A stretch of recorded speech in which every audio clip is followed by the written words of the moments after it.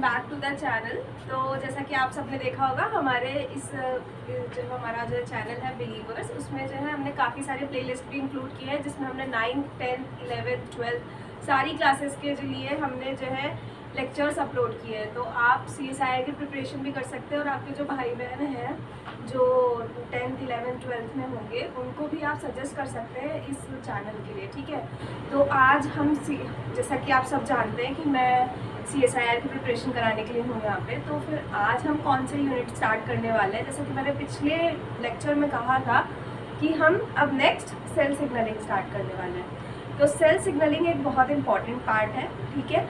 और ये आपके जो है जो CSIR के एग्ज़ाम के पॉइंट ऑफ व्यू में और गेट और जितने भी कॉम्पिटिटिव एग्ज़ाम्स हैं ना, उसके लिए काफ़ी ज़्यादा हेल्पफुल है और बहुत स्कोरिंग भी है। क्यों? क्योंकि इसमें ज़्यादातर चीज़ें जो है वो सिग्नलिंग होती है। इसके अगर आपको डायग्राम्स याद रहेंगे ना तो बहुत कुछ बहुत आराम से हो जाएगा, ठीक है। आपको बहुत सारी चीज़ें याद करने की ज़रूरत नहीं पड़ेगी अगर आपको वो डायग्राम याद है, ठीक है। तो आज हम लोग शुरू करते हैं कौन सा पार्ट, सेल सिग्नलिंग।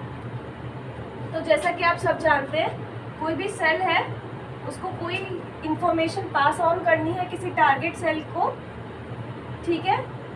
तो ये कम्युनिकेशन कैसे स्टैब्लिश होगा? इस कम्युनिकेशन को स्टैब्लिश करते हैं कुछ केमिकल मीडिएटर्स, जिनको हम क्या कहते हैं, हार्मोन्स। केमिकल मीडिएटर जो कि है हार्मोन्स, ठीक है। उसके बाद ये हार्मोन्स 3 तरह के होते हैं। प्रोटीनेशियस हो सकते हैं, ठीक है, स्टेरॉइड्स हो सकते हैं और अमाइनो एसिड डेरिवेटिव्स हो सकते हैं।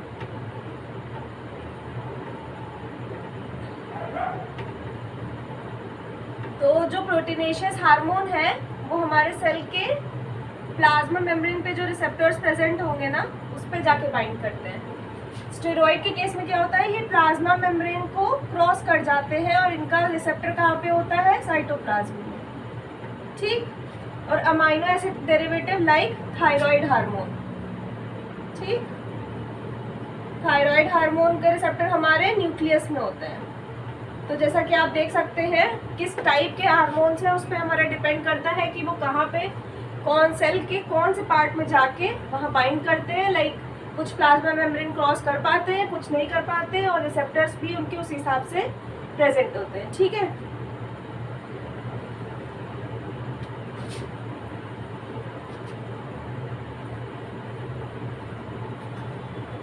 तो फिर अब हम देखते हैं कि जो हमारे हार्मोन्स हैं वो कितनी डिस्टेंस पे जाके एक्ट कर सकते हैं, कितनी डिस्टेंस पे जाके कर सकते हैं, ठीक है। तो इसके भी 3 पार्ट है। मैं अभी जस्ट बेसिक बता रही हूँ, ये सबको पता होता है। अभी मैंने रियल पार्ट जो CSIR में पूछा जाता है वो मैंने अभी शुरू ही नहीं किया है, ठीक है। तो अभी जस्ट बेसिक है। तो एंडोक्राइन, ठीक है, पैराक्राइन और ये ऑटोक्राइन, ठीक। तो एंडोक्राइन मतलब कि जो सेल्स है हमारे वो डिस्टेंटली लोकेटेड है और हार्मोन्स हमारे डिस्टेंट पाथ को ट्रेवल करके वहां जाके बाइंड कर रहे हैं, ठीक।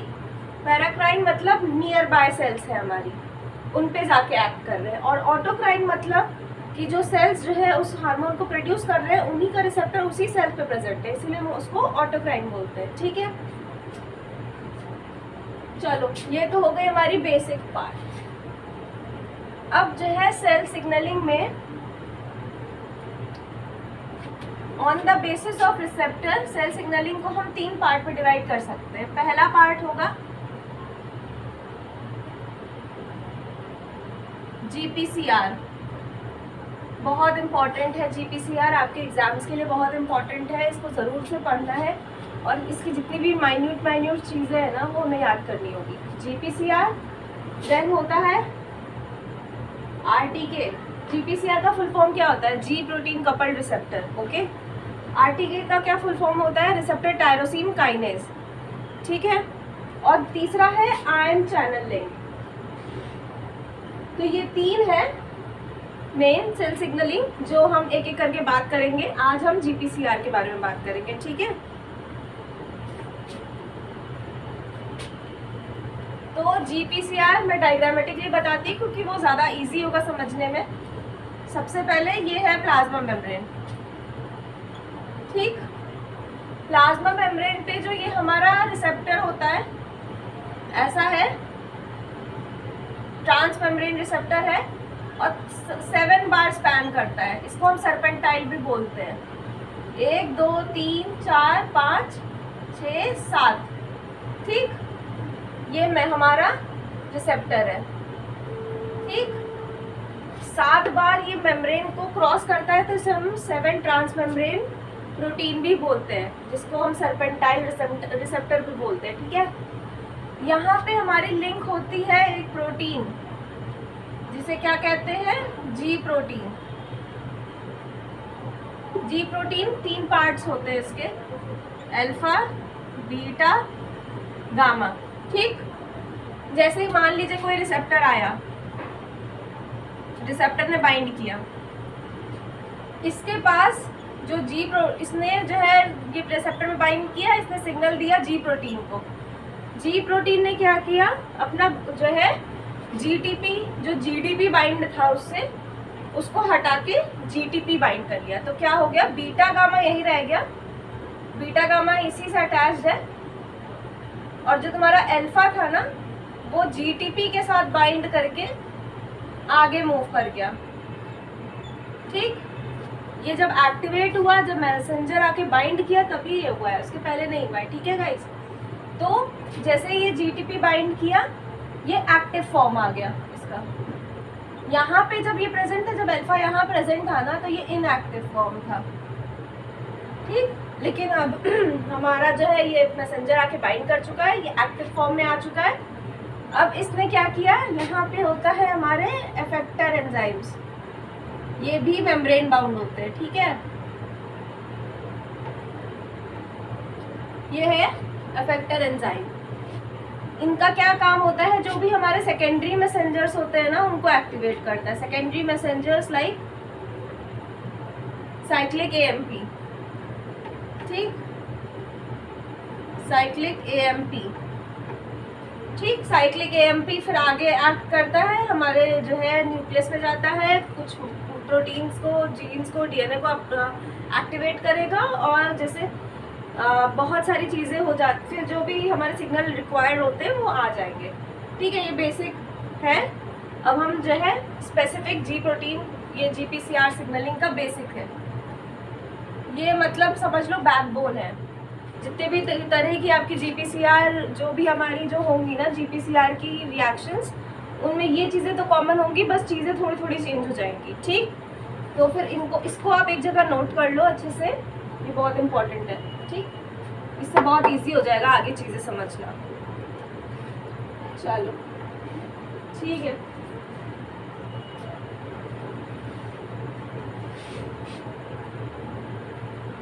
ठीक, अब जी प्रोटीन का भी समझ लो, कुछ कुछ बातें हैं जो मैं बताना चाहती हूँ। जी प्रोटीन भी 3 तरह की होती है, ठीक। GS, GI। तो GS का मतलब क्या हुआ, ये एक्टिवेट करेगी एफेक्टर एंजाइम को, ठीक ठीक। GI क्या करता है, इनएक्टिवेट करता है।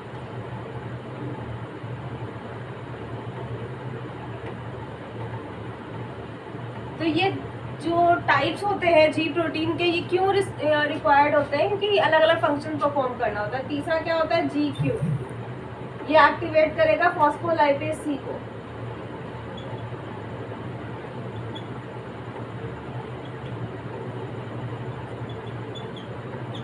ठीक है। ये फॉस्फोलाइपेज C को एक्टिवेट करेगा। तो ये एक बात थी जो मुझे बतानी थी। अब हम लोग मूव करते हैं। एक एग्जाम्पल जो है GPCR का, जो बहुत इम्पॉर्टेंट है, एपिनेफ्रिन सिग्नलिंग, सबने सुना होगा, ठीक है। सबने सुना होगा एपिनेफ्रिन सिग्नलिंग। बहुत सिंपल वे में मैं यहाँ बताने वाली हूँ।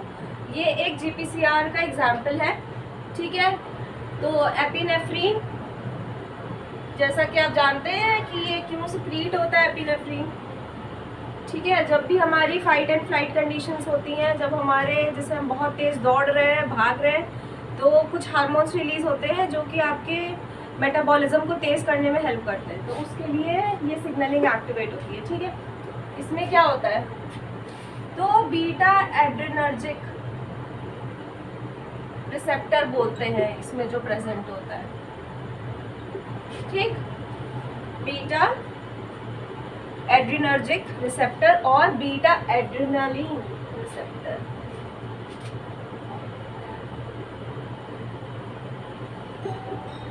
ठीक।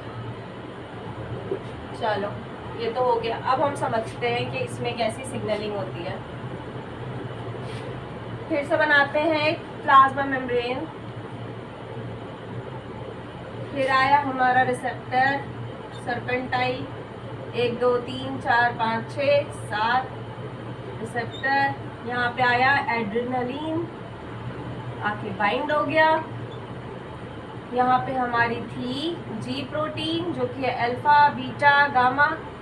जैसे ये एक्टिवेट हुआ, इसने जो है अल्फा जो है जाके GTP से बाइंड हो गया और एक्टिव हो गया और मूव करने लगा प्लाज्मा मेम्ब्रेन पे। फिर यहाँ पे हमारा प्रेजेंट था इफेक्टर एंजाइम, ठीक है। इफेक्टर एंजाइम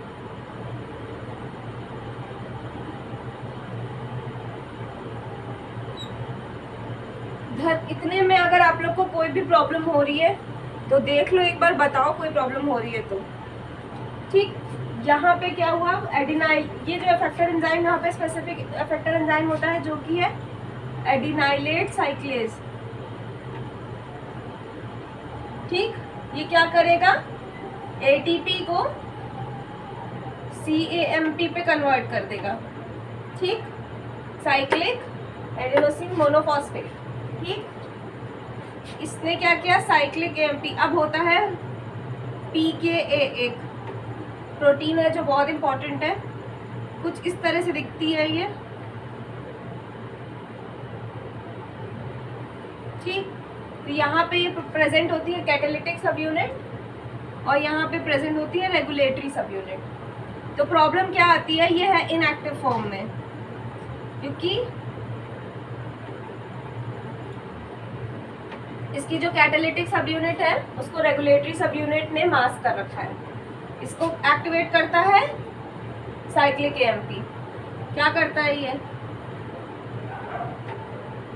यहाँ पे जाके 1 2 3 4 साइक्लिक AMP बाइंड कर जाते हैं और कैटालिटिक सब यूनिट ओपन हो जाती है, रिलीज हो जाती है रेगुलेटरी सब यूनिट से, ठीक है। तो ये जब रिलीज हो गई है तो ये क्या करेगी, PKA की जो कैटालिटिक सब यूनिट थी ये जाएगी न्यूक्लियस पे। न्यूक्लियस में एक प्रोटीन होता है क्रेब, ठीक है। इस क्रेब पे जाके ये जो कैटालिटिक सब यूनिट थी PKA की, ये जाएगी न्यूक्लियस में, इसको फॉस्फोराइलेट कर देगी, ठीक। फिर DNA में हमारी एक एलिमेंट होता है जिसको कहते हैं क्री, ठीक। क्री एलिमेंट जाए इससे बाइंड करेगा।